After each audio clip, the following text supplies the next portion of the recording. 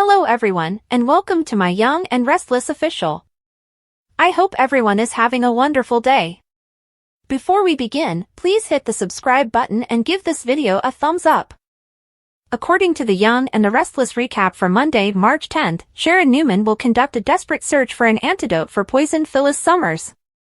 While in prison, Sharon will ponder the most recent puzzle and become irate when Phyllis won't divulge the solution she discovered. Phyllis will eventually concede that forgiveness is the one thing that is cost-free and worth everything after much argument.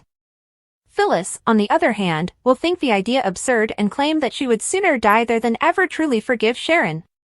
Phyllis will exercise and drink a bottle of water as well, but she will soon get quite sick. Phyllis will curl up on the couch and confess that she feels like her stomach is burning after complaining of the sickness. The distorted voice will advise Sharon to start searching for the antidote while she begs the captor for assistance. Since Phyllis is refusing to cooperate, the abductor would argue that maybe she is dying and that he is fulfilling his previous threat. Although you can't see it, the captor will give you an indication that it's the beginning and the conclusion when Sharon pushes for a clue.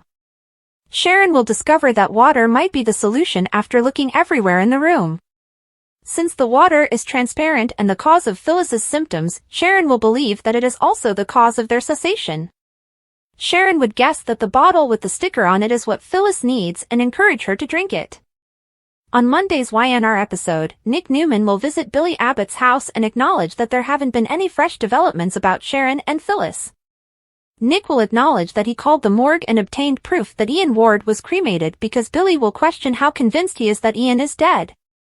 Nick won't believe they know for sure, but Billy will be concerned that there might be another crazy person responsible for the kidnapping. Nick will talk on how tough everything has been after Billy encourages him to take a break from the quest and have a beer with him. Billy will appear to enjoy the situation even though Nick will make it apparent that this won't be a typical bonding activity. Nate Hastings will reassure Audra Charles at the GCAC that he trusts her, but he will also acknowledge that it can be difficult to be completely honest with an old sweetheart. After reassuring Nate, Audra will return to his apartment and give him a summary of what she discovered from Holden Novak. Audra will bring up Damien's fiery temper after discussing how Holden seemed angry of Damien Kane controlling him. Audra will believe it's prudent to exercise caution and get all the information, while Nate will be concerned that too many people will question Damien and scare him away. Additionally, Audra will make fun of Nate for possibly feeling a bit envious and imply that it's evidence of how much he values their connection. Nate will kiss Audra, hoping he doesn't have to pretend to be envious to convey that.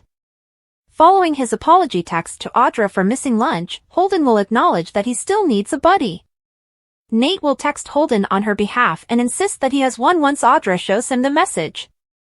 According to previews for The Young and the Restless, Holden might continue to be a useful source of information on Damien, so check in for all the amazing news that lies ahead. According to spoilers for The Young and the Restless, Summer Newman asked Kyle Abbott if he was in love with Claire Grace Newman on a recent episode. Although it appears like the couple is in love, Kyle acknowledged that he wasn't yet at the love stage. Although Kyle doesn't appear to be moving away from Claire, it's a serious warning sign that he hasn't fallen in love yet. Let's discuss what might happen to these characters next as you read on. Claire Grace Newman's romance. Since their first encounter, fans have seen Claire and Kyle grow closer. Summer was cautious at first, but she slowly forgot her problems. As long as Claire was Harrison Abbott's babysitter, at least, it appeared to be largely settled. Claire has been publicly dating Kyle since she stopped watching the young boy. It's clear that Claire still has feelings for her lover. But Kyle has already begun to distance himself from Claire. Although it's not particularly clear, Claire's romantic immaturity will eventually irritate Kyle due to her constant queries and heart-to-hearts. Newman's Summer Inquiry. Summer questioned Kyle whether he was in love with Claire in the episode that aired on Thursday, March 6, 2025. Kyle essentially acknowledged that he hadn't yet given Claire the L. Kyle remarked casually that they weren't there yet before Summer could follow up with any more pointed questions. Additionally, Kyle implied that he was unsure about the direction that his relationship with Claire was taking. Is soap romance doomed? In soap operas, people typically figure out whether or not a relationship partner has promise really fast. Therefore, it may be concerning that Kyle hasn't used the L word and doesn't appear to anticipate a future with Claire just yet. However, Kyle wouldn't continue to establish limits with Summer if he wasn't sincere about Claire. Kyle also jumps to Claire's defense rather quickly. I worry that Kyle may view Claire as a close friend rather than a romantic companion. Additionally, Kyle may be wary about upsetting Claire because it's supposedly their first romance. Organic, slow-burning love story? According to spoilers on The Young and the Restless, there might be an alternative. What if Kyle and Claire are simply taking their time and getting to know one another well? It's possible that Kyle has finally grown up and learned some important things. Outsiders may not notice much, but Kyle and Claire may be closer than anybody thinks. Will this relationship endure forever? According to previews for The Young and the Restless, Lily Winters has been looking into Damian Kane, Nate Hastings' half-brother. Naturally, Nate was devastated to learn this knowledge because he doesn't want to frighten Damian away. This does raise the question of how Damian is acquiring these businesses without any funding, though. Does Damian work for a corporation or is he a corporate raider? Damian is employed by someone else, but he owns 2 businesses. Damian clearly lacks the funds necessary to purchase things. The person Damian is working with has already been discovered by Victor Newman. Devin is quite worried about this because Damian might be targeting Winters while he's in town. Devin has put a lot of effort into obtaining Winters, and he has no plans to let anyone take it away. Devin is also concerned that Damian is giving Lily a lot of attention. Is Damian merely using his sister to obtain information about the company, or is he interested in her? It's difficult to predict what would occur with Victor Newman investigating him. Victor might be creating a mess. Victor's research might reveal to Damian's partner that Winters is luring him to pursue them. Damian's backer appears to have been in the business sector for a while and has nothing better to do than acquire businesses when he can. To be honest, Devin doesn't want any of them involved, and Winters is not for sale. Maybe Damian will target Newman Enterprises because Victor will be perceived as a danger. It would be hilarious if Billy Abbott had been obtaining his information from these individuals. If Damian succeeds, may Billy really be involved in taking over Newman? At this moment, Newman is undoubtedly a far bigger fish than Winters. Behind the scenes, Billy Abbott is collaborating with someone. Billy doesn't want Sally Spectra or Phyllis to know who he is working with.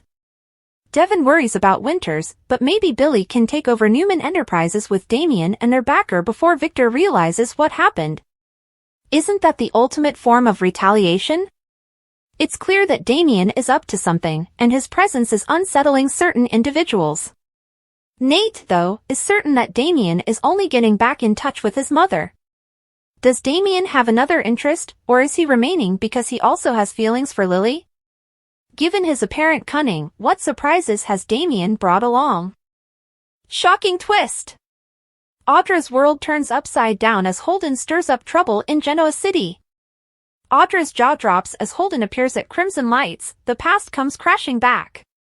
Audra never expected to see Holden again, but there he was, sitting at Crimson Lights, sipping his coffee like he belonged in her world.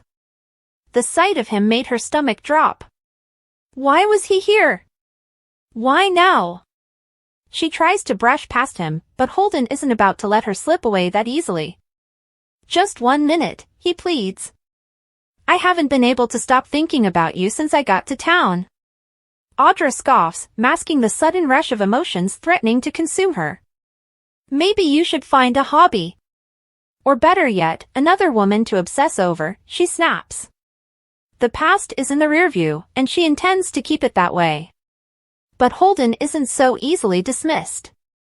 He reminds her that they were once close, friends, even. But Audra is quick to shut that down. Not that close, she bites back.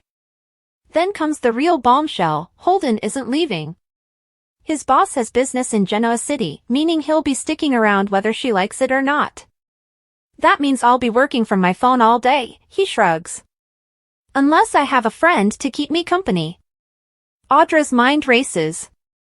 Holden's presence is a disruption she doesn't need, especially with Nate in the picture. How much longer can she keep her past buried? Diane drops a stunning offer on Kyle, babysitting Harrison? Meanwhile, on the patio of Crimson Lights, Kyle stares at his phone, waiting for a distraction from the chaos in his mind. Enter Diane, buzzing with excitement over the Abbott Mansion renovations. Kyle barely has time to register her words before she drops an unexpected offer. "Why haven't you asked me and Jack to babysit Harrison?" Kyle hesitates. It never even crossed his mind. Diane, however, is insistent. "We used to look after you all the time. We can do it again." With a knowing smirk, Diane presses further. "Go have a date with Claire. You need it." Kyle isn't convinced, especially when Diane starts hinting that she wants the Abbott renovations to be a peace offering after the drama with Jack's siblings. But is it really about peace, or power? Claire faces off with Victor. "Are you trying to reunite Kyle and Summer?" Claire arrives at the Newman Ranch and doesn't waste any time. She looks Victor straight in the eye and asks, "Are you pushing Summer to get back with Kyle?" Victor chuckles, but Claire isn't buying his casual dismissal. She knows better. He assures her that he isn't picking favorites between his granddaughters. But his next words send chills down her spine. "Deep down, you know your relationship with Kyle is a mistake." Claire refuses to back down. She demands that Victor stay out of it. But does he really mean it when he gives his word?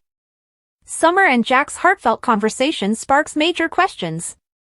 Summer bumps into Jack at society, lost in thought. When he asks what's on her mind, she lets it slip. She and Kyle have been reconnecting.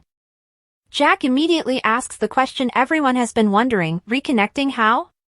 Summer is quick to clarify that it's just about co-parenting Harrison. But is that the full truth? And why does she seem so emotional about it? As she leaves, Jack can't shake a nagging thought. Turning to Diane, he confesses, "I have this feeling Summer might have decided she wants Kyle back." Diane's jaw drops. Could he be right?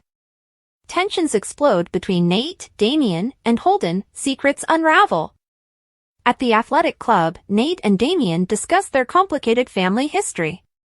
Damien is still struggling to forgive their mother, but their conversation takes a turn when Holden and Audra walk in together. Damien's reaction is instant. He pulls Holden aside, his voice a low growl. "What the hell are you doing? We're not here to play games." Holden smirks, unfazed. "What can I say? I ran into an old friend." But Damien isn't buying it. He issues a direct order, "Stay away from Audra. And do the job you're being paid for." Back at the table, Audra tries to play it cool with Nate. But as Holden walks away, he whispers an invitation to lunch when he gets back. Audra hesitates, before agreeing. Across the room, Nate watches it all unfold. And when Holden finally leaves, he turns to Audra and asks the question that's been on his mind since the moment Holden walked in. What's really going on? Kyle's romantic call to Claire, but Summer's eavesdropping changes everything. Kyle finally calls Claire, ready to plan a special night. "Are you free tonight? Because I want you all to myself." But just as Claire agrees, Kyle has no idea Summer is standing nearby, listening to every word. Her expression darkens. What is she thinking? Is this the moment she realizes she doesn't want Kyle to move on? One thing is certain, drama is about to erupt in Genoa City. The world of Genoa City is never short of drama, and the latest interactions between its residents prove that relationships, past and present, continue to shape the lives of everyone involved. Audra's unexpected encounter with Holden at Crimson Lights sets the stage for a tense and emotionally charged conversation. As she walks in, she is startled to see him sitting there, casually sipping a coffee. Holden, on the other hand, is far from casual about seeing her again. He had been hoping for this moment, but Audra is determined to keep her distance. She tries to snub him, but Holden's plea for just a minute of her time stops her in her tracks. He admits that he hasn't been able to stop thinking about her since arriving in town, a confession that Audra brushes off with a sharp suggestion that he find a hobby or another woman to smile at. The past is in the rearview, she insists, making it clear that she has no intention of revisiting whatever connection they once shared. Despite her initial resistance, Audra eventually sits down with Holden after grabbing her coffee. She warns him that he's making himself a problem by being in town and lingering in her life. While she expresses gratitude for his help in dealing with Damien, she reminds him that his place is back on the coast, not in Genoa City. Audra is quick to assert that she already has a brilliant and successful man in her life, implying that Holden's feelings are unwelcome and unnecessary. Holden, however, counters by reminding her of their past friendship, a bond that Audra downplays with a curt, "not that close." He claims that he had forgotten about her, but fate, or perhaps coincidence, has thrown them back together. Audra, ever the pragmatist, dismisses the idea of fate, stating, "A coincidence isn't kismet." Holden insists that he wants nothing from her and acknowledges that he can't force her to be his friend. However, he reveals that his boss will be spending time in Genoa City, which means he'll be around as well. Without a friend to spend time with, he'll be stuck working from his phone all day, a prospect that doesn't seem to sway Audra's resolve.